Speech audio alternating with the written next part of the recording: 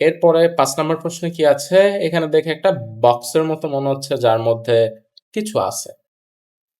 Option কি আছে? হিকিদাশি। হিকিদাশি মানে কি? ড্রয়ার, ড্রাস যে খুলে বের করা যায়। এটা কি দেখে মনে হচ্ছে ড্রাস কোনোভাবেই? না।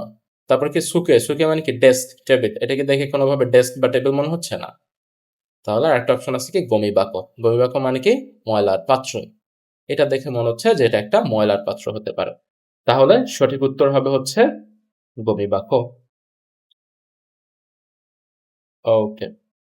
এরপরে 6 নাম্বার প্রশ্নে কি আছে? এখানে দেখে মনে হচ্ছে কি? এই যে ধূমপান করতেছে, তাই না?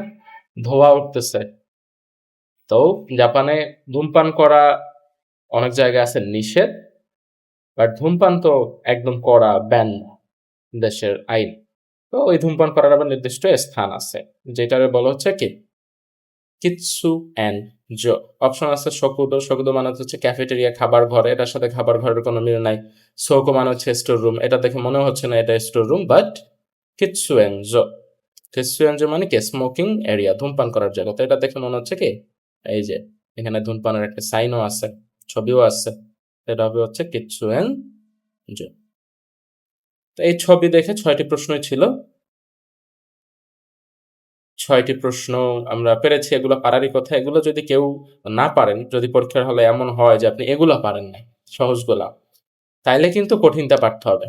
তো এটা কিন্তু আপনার জন্য সমস্যা হয়ে যাবে। এখন আমরা হচ্ছে কাঞ্জি থেকে প্রশ্ন সলভ করব।